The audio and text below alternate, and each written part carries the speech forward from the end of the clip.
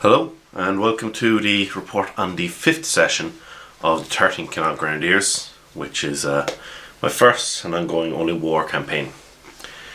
This session was a bit different. We didn't end up going, the players weren't on an official mission. As I said last time, they were going to court. They were being sent off because they had rescued the nephew of the subsector governor.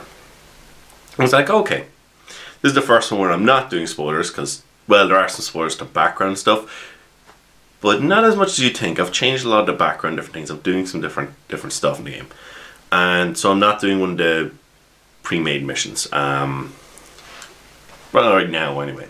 I'm hoping to get a look on some of the future ones and maybe try them out and tell you guys how we get on with them.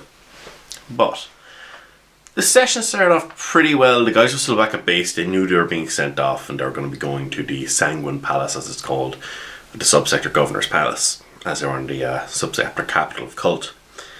The players were questioning me greatly. They were being smart about it. They were asking, you know, what should we be wearing? Like, should we be wearing our dress uniforms? Things. Well, it is an active war zone, so you can bring your armor and your rifles and stuff, but you shouldn't be wearing those. Those are only if the place comes under attack. You can equip them and you can use that as, like, it's unlikely to though. But because they're nobles, they were allowed to keep their sidearms and their swords. You know, status thing. I made it very clear to them. If you guys weren't a highborn unit, you're not bringing it. It wasn't going to happen. But they are. Took a while for PCs to basically decide what exactly they're going to be. And a bit of an argument with one or two of them, like, talking about, well, obviously everyone agreed, like, they're not going to bring they weren't even going to bring their frag and crack grenades. Wasn't going to happen. But I still ended up having to talk to the medic, who was like, oh, I'll just, you know, I'll bring my doctor's kit, or I'll bring my medic kit around me the whole time. I was like, that's going to be pretty big. And he's like, oh, I'll just take enough for like two uses of first aid. Because the players were really, really paranoid that something was going to happen. They were going to get attacked. They've a lot of 40k pre-made scenarios and stuff. If you're invited to a party or something, stuff's going to go bad. I think they're really worried about the last big one. I put them, which is a scenario from the back of the Ascension book, an Ascension game for Dark Heresy, and they were that went pretty badly. So I could forgive a bit of their paranoia. It was like, oh, I'll just take enough for, you know, 2 uses of Medicaid. I'm like, well, the problem is you don't know what you're gonna need. You know, it's all very well and good to have bandages there, but you don't necessarily have the adrenaline or whatever. So your pockets are just filled with pills and stuff like that. And it's like, okay, fair enough. But eventually the Valkyrie arrives and the players had to, after much deliberation, discuss about what to go doing. And the Sergeant McBrand there continuously going over their gear and inspecting their gear. I was happy that everything was in order.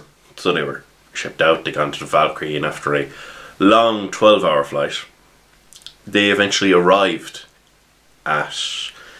They're coming towards the coastline. They could see this huge palace, this dark red palace. Very gothic architecture.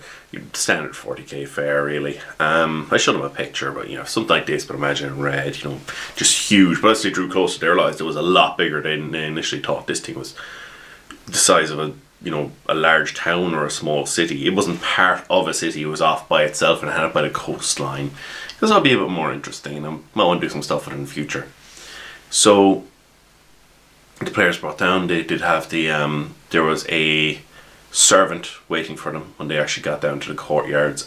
His name was Chu, and he escorted them to their area, and they had basically a small wing to themselves, a corridor where they had, you know, they each had their own rooms, quite large and quite spacious rooms, and there was a common area with couches and food, and there would be 3 servants on staff at all times. And there's like, yes, there are cameras, they're not recording, but there are cameras around the place that all you have to do is make this kind of hand gesture, and one of the servants would come out from one of the side rooms. They were, you know, basically the servants would not be seen unless you were requested them or they were coming with a summons from the subsector governor or something like that. So the players were quite happy, and there's loads of fresh fruit and different things on, so they were delighted. They were going up because guys had quickly acclimatized, even though they were nobles. They gotten used to the way, at least for them, that, you know, they were eating dried quail and all sorts of other things. Like, you know, it's nice to have fresh stuff. You know, the poor guys were in paste. The guys were like, oh, that must be.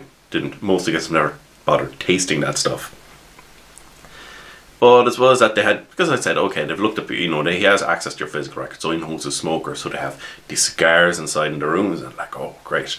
So I think what was actually quite interesting was the two players who smoked, who their characters smoked, glow sticks and stuff, they got cigars, they took out 1 or 2 cigars, but they emptied the cigar boxes into their bags, even though their nose was like, no, these are really good cigars, screw this. And lo and behold, the next morning, there were more cigars there waiting for them.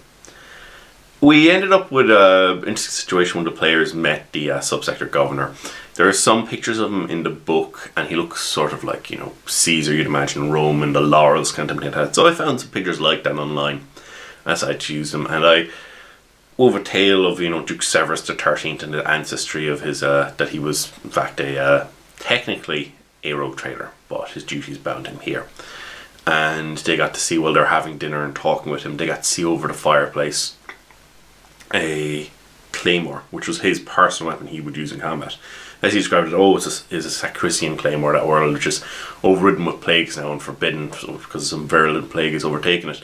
But his ancestor had gone there, and he had received this for some task. Didn't particularly inquire too much into that, but he had received this and it had been augmented and turned into a power claymore. And it was pretty scary, and the players asked him, well, he actually let them hold it, kind of a type thing. And he was like, okay, well, they're like, could we feel like, we're used to swords of, do we think this could actually parry an enemy attack? It's like, yeah, it could. It wouldn't be the best for it, but you think this could? They're like, wow, it's not unwieldy. This is a scary ass weapon. Plus, probably going to do horrendous damage. It was taller than the man himself. So I'm like, okay, fair enough. I just want to go a bit mad with that.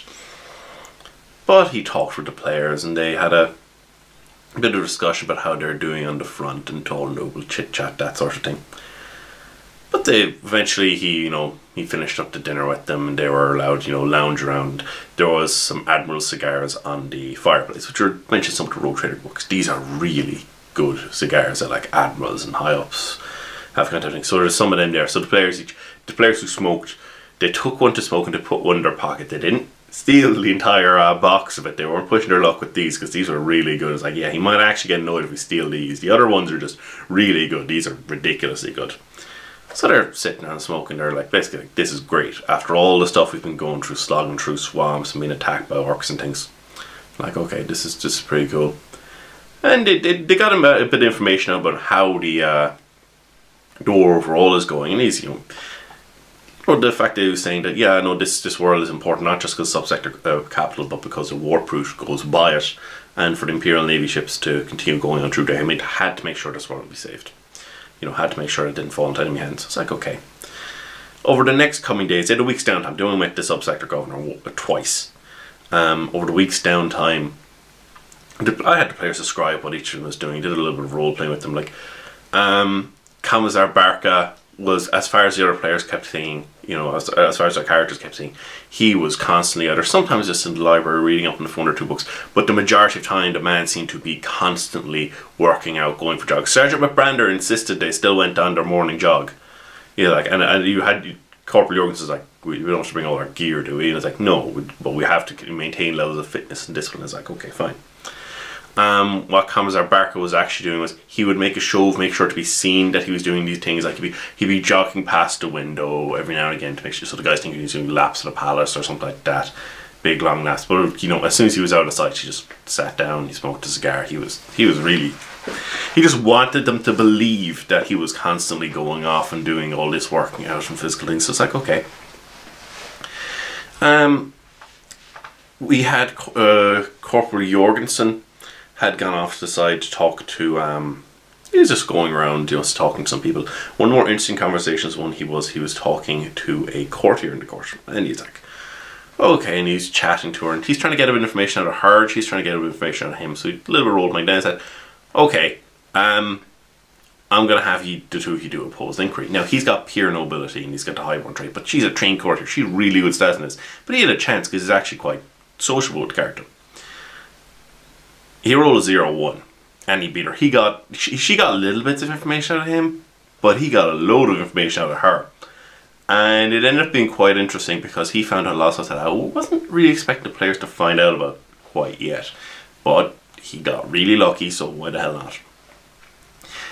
he found out that the subsector governor and the subsector had been fighting against these orcs for about 83 years, and they'd been holding them off, but they were starting to get worn down. So he had tried to break the blockade by sending out various members of his family to contact the subsector Lord Sector Hacks. Sorry, the Lord Sector Hacks, the Sector Lord. And he sent them off. He sent out a load of family members, only the ones of age, like suitable age. So his nephew wasn't one of them being sent off. Only one of them got through. And when subsector Lord Hacks heard of what was going, what was going on, he just laughed at this. The one person who managed to get through, he laughed in their face publicly in court. He did send troops, but it hasn't eased tensions. And as he found out a bit more, apparently there's always been a bit of tensions between this particular the periphery, as it's known, and so the areas. It's like, okay, so he found out some stuff about that and how the current lay of the political land, and he's asking about the tensions. So he managed to find out, it's like, yeah, there's various factions, and one of the more interesting things amongst the ecclesiarchy, she had heard that there was tensions because there was, particularly with the Maccabean Janissaries, there's elements of the St. Drossus cult, the Drossians, and they weren't particularly getting on with the local ecclesiarchy ridiculously well, to a greater or lesser extent, because it wasn't that common on cult in particular. So that was interesting. Sergeant McBrander went off and he basically, I'll read some stuff on the bookshelf. I was like, is there anything interesting? And I found out the history of the world, and it's like, okay, I went into a few details about the history of the world. But then he started asking, I could see if I find out about, Duke Severus, and I was like, so they got a, it wasn't straight up as it's written in the book, but I read, some of the stuff out, and I changed it because they wouldn't phrase it quite, but it wasn't completely whitewashed, make it quite clear, and it went into details about Duke Severus I, who was a rogue trader who had been sent, he was a member of the Imperial Senate, and he'd been offered the position of a rogue trader because they wanted to get rid of him. They expected him to die when the Calixid sector was being, explored, and when the Calix Expanse, the dread Calix Expanse, as it was known back then, was being explored. So like, okay, they wanted to get rid of him because they're like, yeah, no, he's climbing through the ranks politically frighteningly well. He knew full well of this, but he was like, I can actually be a rogue trader. I can go off and do this stuff. It's like, great.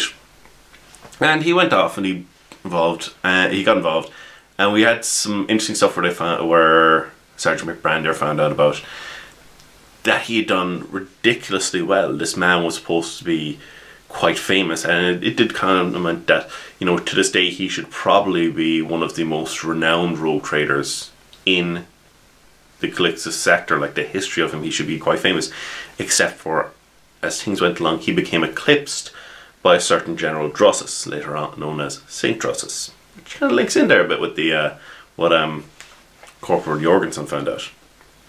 They didn't get on terribly well. Even the naming of the subsector as the periphery was seen by Duke Severus as a slight, an insult to him, because other places are known as the Drossian Marches, and the Hazarata Base. Other areas have more interesting titles than just the periphery, and this is where his main power base being made.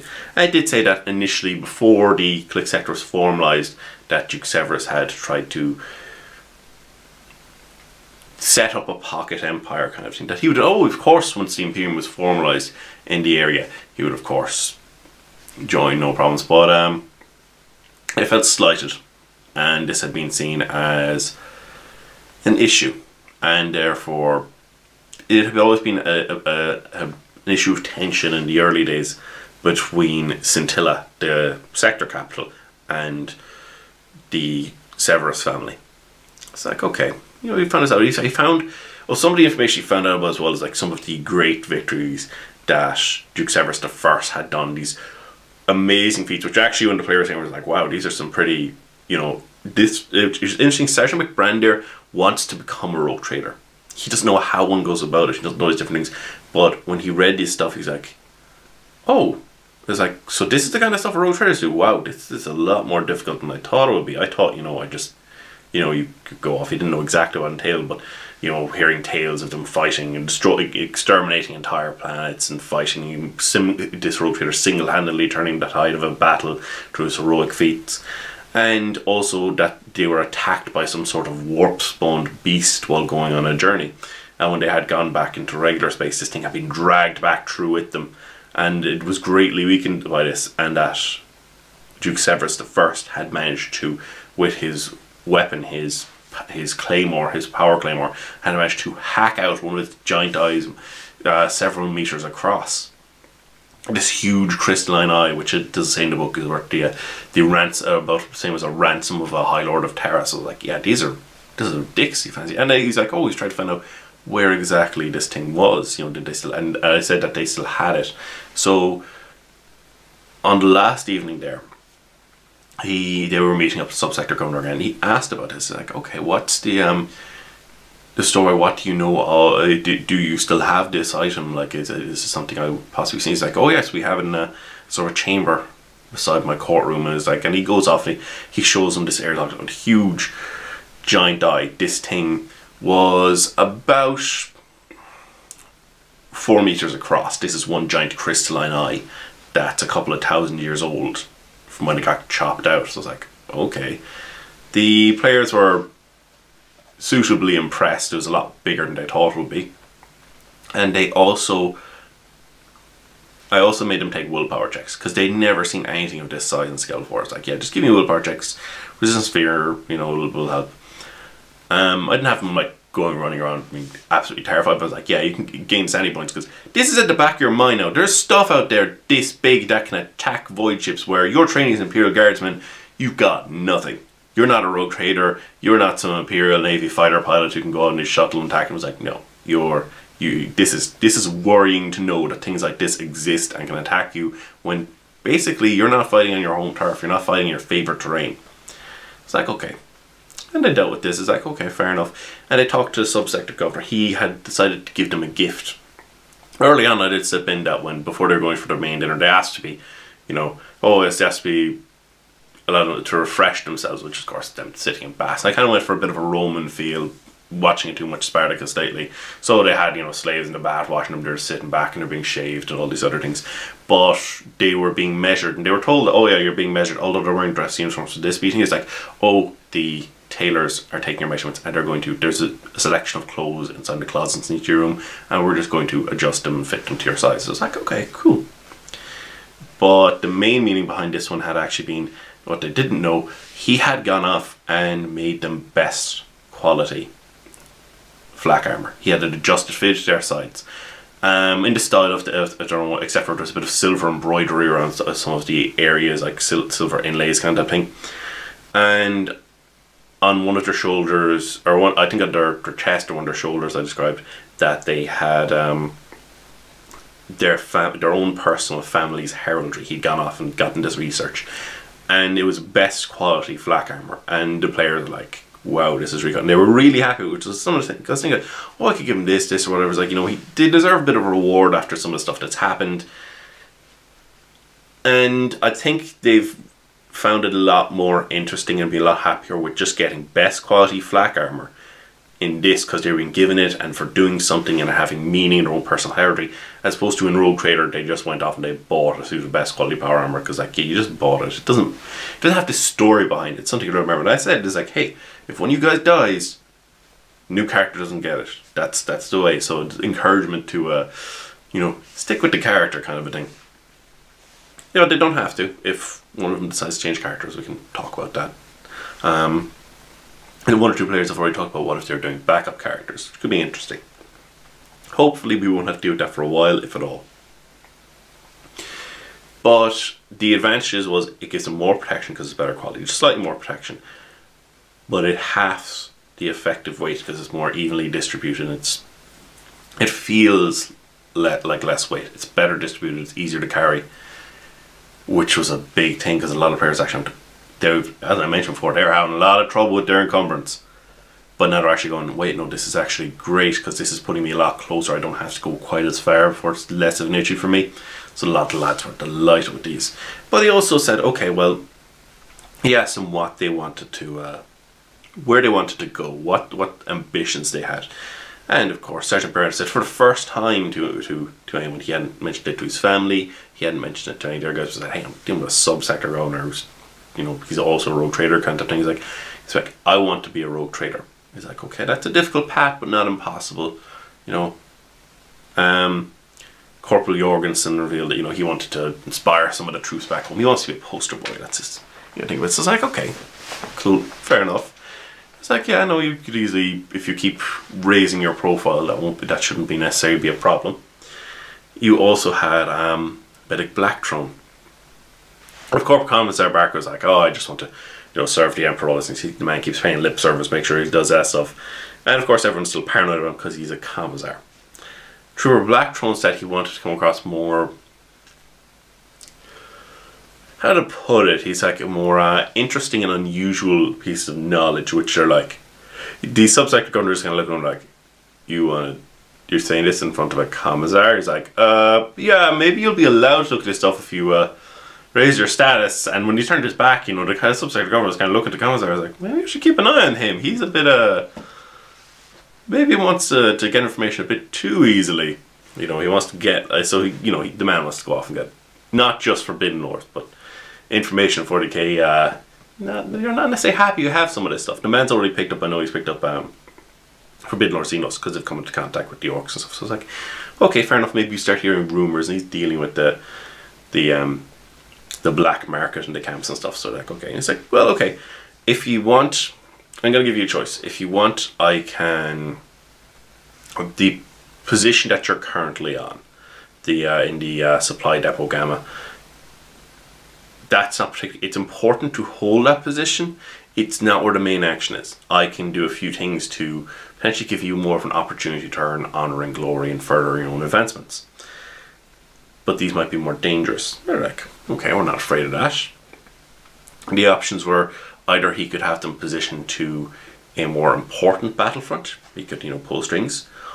Or if they were so inclined, he would be quite pleased to put them into the PDF of Cult, which I didn't say was like, it was effectively going to be a straight up. If he brought them in because of their training, he was impressed by them, they were actually going to be promoted. The sergeant was anyway. The sergeant was going to promote, and they would be a command squad. He'd easily be getting to lieutenant, possibly captain, depending on how the RP went, kind of thing. So I was like, okay.